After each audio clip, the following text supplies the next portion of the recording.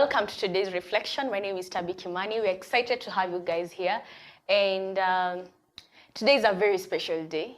And this is because what we are doing today will probably mark the end of maybe seeing someone here because of what you will get to know or what you have been knowing. So we've been doing a very nice series before getting to know our church, but we're going to take a break on that simply because this is the last week, I suppose, that you're having our youth director, Pastor Apollo. And for that reason, I am excited to be joined by him here today. And I would love just to welcome him here as he introduce himself to the people he knows well. Hi, everyone. I don't think I have to say much apart from what you have said. My name is Apollo, and I'm happy to be here today. Yes. How are you feeling now that it's the last few days? Well, I can't really explain the feeling, but there's that feeling from far, a jubilation feeling, like, finally, I'm going. Hey. So there's like a nice feeling, and then on the other hand, I'm anxious, and I'm not sure about what will happen this week, but I'm just there. I can't imagine I'm not in this place. I've been used to it, and now I'll be no longer needed here, so I'm anxious. So it's like a mixed kind of situation. Yes. Well, I won't even go to the details of getting to describe what we as the youths feel about that. I will give them a chance, maybe on a different space, for them to tell us what they feel. I think for me, Pastor Apollo is the person I have known since I came here. So I won't go into that details, just in case this goes different direction. Anyway, tell us one unique thing about you that you think people don't know. Now that we have known you, I think we think of Sundays, we think of services, we think of special things, and we think of Apollo. But maybe there are things that we do not know. Well, I don't think I would say there are things that people don't know about me because my personality is outright, I'm an extrovert. So most of what I am is known by people. But I think the bit that people don't know is that I am very emotional, very, very emotional. Emotional in every sense of that word. So perhaps I don't show it, but I really get emotional. Yes, like now I'm always getting emotional. Oh, some subjects. Yeah. Yes. Okay. Well, that's quite unique. Yes. That probably people may not know. So you've been in the youth ministry for quite some time. Maybe you can tell us for how long, not just here. You can tell us how long you've been here in the youth ministry and for how long you've been in the youth ministry in your entire life. Okay. Well, I think I've been in the youth ministry a better part of my life. In this professional capacity and in voluntary capacity. I think I was a very active youth member in my church, and I held different positions. That was way back in the last century. So, but professionally, I think I've done this work for slightly above 15 years. Slightly above 15 years. Yes. Mtoto amezaliwa na akaingia form 1 kiwa kwa youth ministry. So when you talk of slightly above 15 years, that takes us back to you as young person then, and would love to know where did the passion for the youth come from? How did you find yourself loving to work with the youth? I actually wanted to become a lawyer. Oh. And I think I will at some point. Another unique thing. Yeah, I really wanted to. And I had that ambition. I was born here in the Mulu. And I would go to the High Court and move from one court to another randomly. Because I had that ambition. But around that time, I was also battling some youthful problems, or what I would call necessary problems as a young person. The things we go through as young people, sometimes it's necessary to go through them. The crisis, the confusion, the identity issues. But the problem comes in when you're not able to handle them properly. And because these are life issues that are inevitable. But so I had some problems, and was not able to handle, my adolescence properly. I would say that I lacked guidance. So I got myself into some stuff that were not really pleasing. Yeah. And so I had tried to abandon some habits that were unpleasant. And it was difficult. So it is until I came to Christ, when I gave my life to Christ, that I received a tremendous change. And when I experienced that refreshing change, that transformation, I said I don't want to do anything else. And that happened right in between, high school and college. Yeah. So I said I want to let other young people know what I know and receive the same transformation such as I received. Wow. Yes. Amazing. Yes. And I think that I can say for the 2 years I've been here, I have seen you try to help most of the young people. I think, especially those in crisis of, as you're talking of transitioning or wondering what to do, which is a good thing, seeing where it came from. Yes. And one thing I've always heard you say is my philosophy, my motto. Yes. And for some reason that has been an anchor of, or a paradigm shift of how you might handle something, probably quite different from what other people or somebody else would do it. So just share with us, where did that love come from, and also share one of the philosophies and that you have always said. The love came from an interview setting. When somebody asked me, what is your philosophy of life? Wow.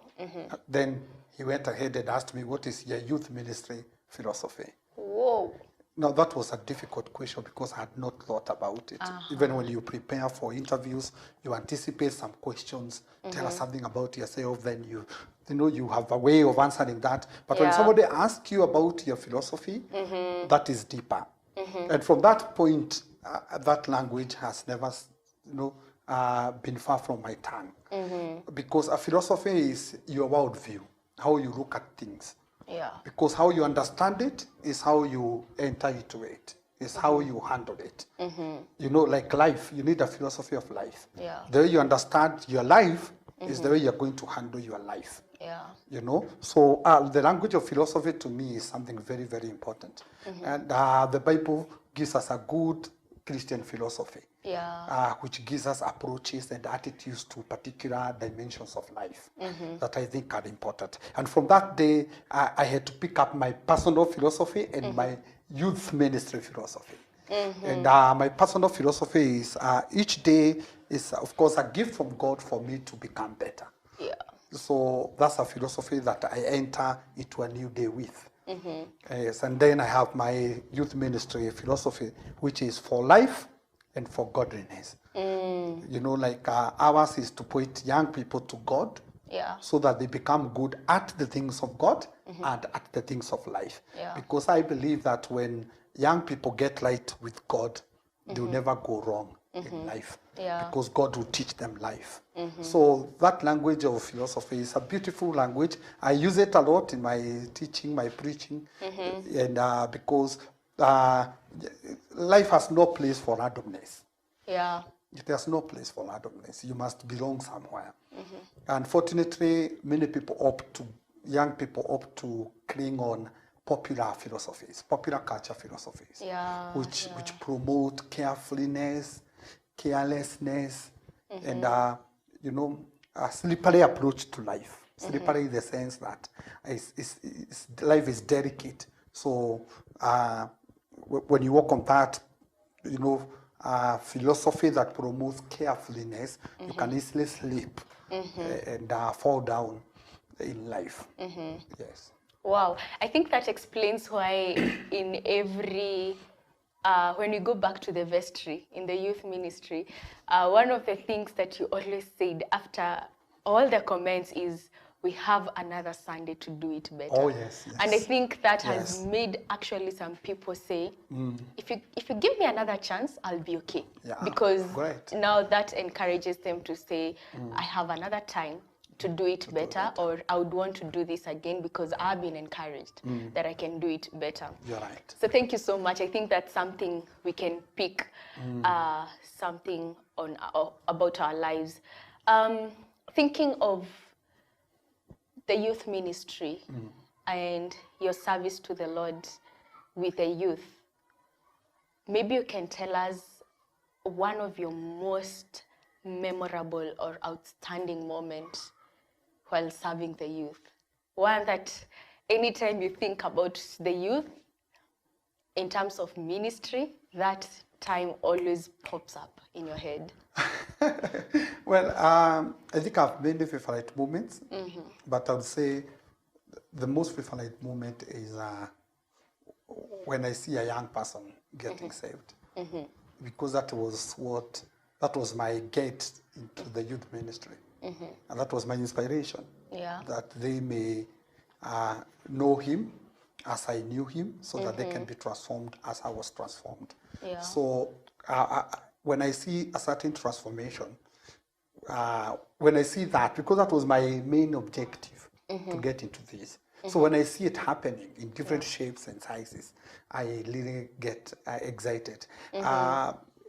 Because, last week I took away some suicidal notes in the office when people give up such thoughts and they tell me, I had this medication, I wanted to take away my life, I have this suicidal note because I was on the path of self-harm. And when I see young people giving up such a thing, that gives me joy. Yeah. I've seen young people give up toxic and illicit relationships.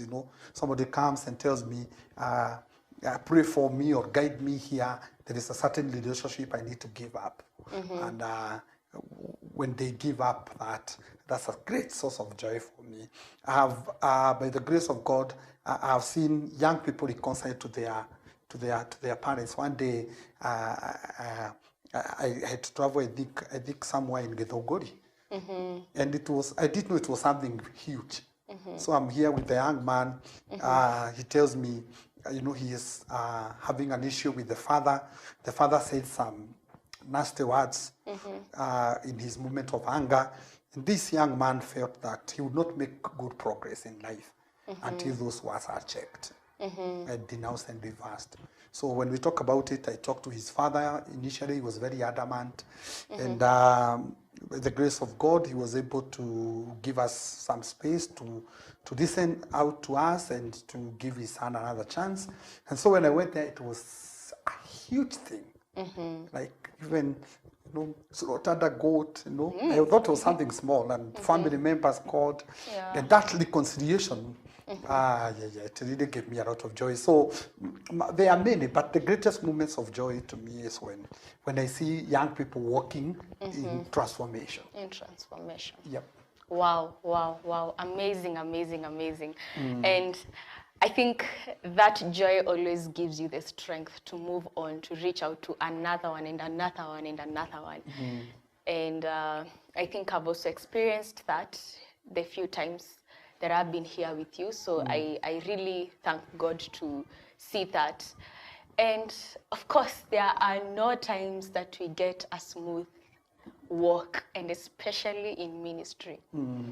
And probably would look back and maybe remember the toughest time in ministry for you as an individual, like the toughest time for you as Apollo, and the toughest time for you in ministry, like a pastor or one who serves in church.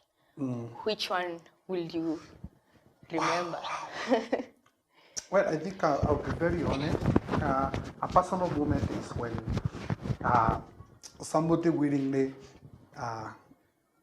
was tempting me into seeing like it was a serious moment. Somebody was up to the ambition of putting me down. So that was difficult for me because it was like a Joseph moment, like where I have to run. Well, that's personal, but ministry-wise, I've experienced some low moments.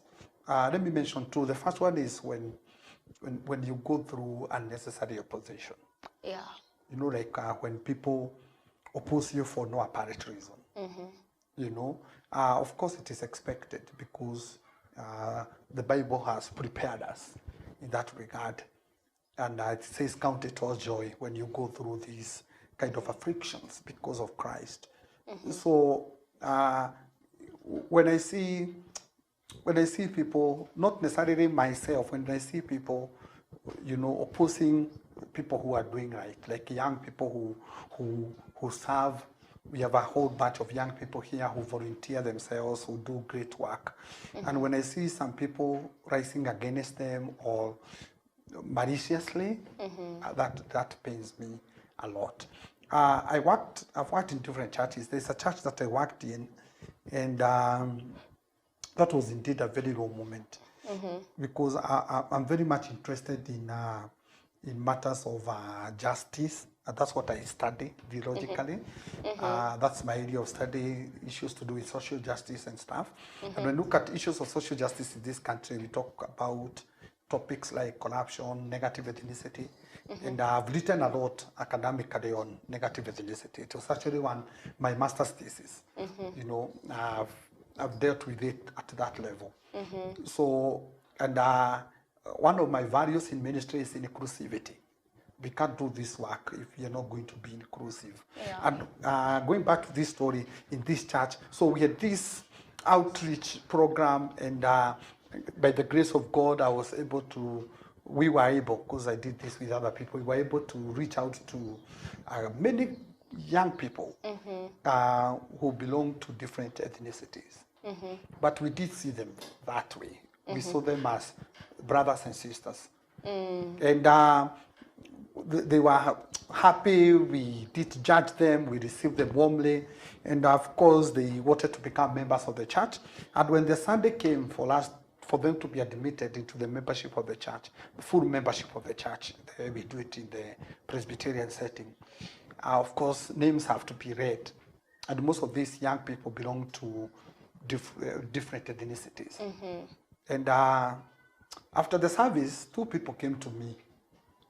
And they asked me, why did you bring ODM to this church? So that was really a bad statement. It hurts me to date. And I was trying to tell them, these are your sons, these are your brothers and sisters in the Lord. So how would someone interpret such a wonderful moment with a political mind. Worldview? And for information, those young people are still very active in that church. Wow. Very active. Wow. So that was a very low moment indeed, and I still remember it. Yeah. Wow. That's interesting. And we would love to take a short break, or rather give it an end of the part one, and then please, you'll have to know where is Apollo going. Yeah. So please keep in tune and let's meet in part two. God bless you.